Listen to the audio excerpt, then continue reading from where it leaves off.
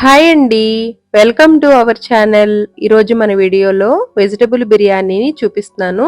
బయట మసాలా పొడిలేమి వాడకుండా ఇంట్లోనే అప్పటికప్పుడు ఫ్రెష్గా తయారు చేసుకుని బిర్యానీని చేసుకుంటే చాలా రుచిగా ఉంటుంది. మిక్సీ జార్లోకి చిన్న దాల్చిన చెక్క, 2 లవంగాలు, 2 యాలక్కాయల్ని వేసుకోవాలి. అలాగే చిన్న అనాస పువ్వుని వేసుకుని 1 టీ స్పూను ధనియాలు, 1/2 టీ స్పూను జీలకర్ర, 1/2 టీ స్పూను మిరియాలని వేసుకుని పొడిని మెత్తగా మిక్సీ చేసుకోవాలి. ఈ పొడి బిర్యానీకి మంచి రుచినిస్తుందండి. 2 అల్లం ముక్కలు, 4 వెల్లుల్లి, 1 చిన్న సైజు టమాటాని ముక్కలుగా తరిగి వేసుకోవాలి. గుప్పెడు పుదీనా ఆకులు, గుప్పెడు కొత్తిమీర వేసుకుని కారానికి తగినట్లుగా పచ్చిమిరపకాయల్ని 4 నుంచి 6 వరకు వేసుకుని 1/2 టీ స్పూన్ పసుపు, 1/2 టీ స్పూన్ ఉప్పు వేసుకుని మిక్సీ చేసుకుంటే కొత్తిమీర పుదీనా వేసాం కాబట్టి రంగు మారకుండా ఉంటుందండి. ఈ విధంగా మిక్సీ చేసుకుని మసాలా ముద్దని పక్కన పెట్టుకోవాలి. స్టవ్ మీద దలసరిగా ఉండే ప్యాన్ పెట్టుకుని 1 టేబుల్ స్పూన్ నెయ్యి, 1 టేబుల్ స్పూన్ నూనె వేసుకుని 4 బిర్యానీ ఆకులు, గుప్పెడు జీడిపప్పు వేసుకుని ఇవి వేగిన తర్వాత పొడవుగా చీలికలుగా తరిగి పెట్టుకున్న ఉల్లి తరుగు, పచ్చిమిర్చీలను వేసుకుని ఉల్లిపాయలు కొద్దిగా రంగు మారే విధంగా వేపుకోవాలి.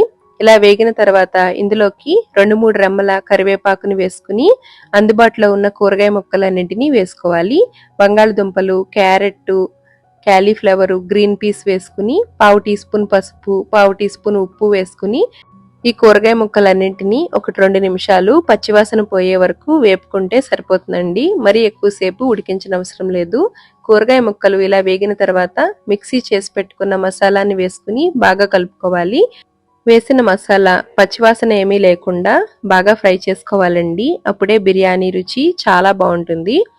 ఇలా బాగా వేగిన తర్వాత ఇందులోకి 1 అరగంట ముందు నానబెట్టుకున్న బాస్మతి బియ్యాన్ని కానీ, సోనా మసూరి బియ్యాన్ని కానీ వేసుకోవాలి.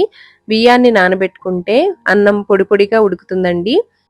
బియ్యం వేసిన తర్వాత వెంటనే నీళ్లు వేసి ఉడికించేయకుండా ఈ బియ్యం అంతా ఈ మసాలాకి బాగా పట్టే విధంగా 1 నిమిషం కలుపుతూ ఫ్రై చేసుకుంటే బిర్యానీ రుచి చాలా బాగుంటుందండి. ఇందులో మీకు నచ్చితే పన్నీర్ని కూడా వేసుకోవచ్చు. ఇలా బాగా కలుపుకున్న తర్వాత 1 గ్లాసు బాస్మతి బియ్యానికి 2 గ్లాసుల నీళ్ళని తీసుకోవాలి. అదే సోనా మసూరి అయితే 2.5 నీళ్ళని తీసుకుని రుచికి తగినంత ఉప్పు వేసుకుని బాగా కలుపుకుని బియ్యంలోకి వేసి బాగా కలుపుకోవాలి. ఇలా చేసినట్లయితే ఉప్పు బాగా కలుస్తుందండి.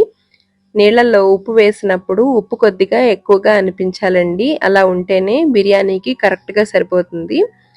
బాగా కలిసేలాగా కలుపుకుని పైన తరిగి పెట్టుకున్న కొత్తిమీర, పుదీనా వేసుకుని మూత పెట్టుకుని మధ్య మధ్యలో కలుపుతూ బాగా మగ్గించుకోవాలి.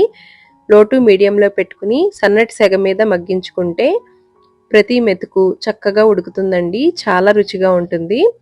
చూసారు కదండి, ఎంతో సులభంగా వెజిటబుల్ బిర్యానీని ఏ విధంగా తయారు చేసాము.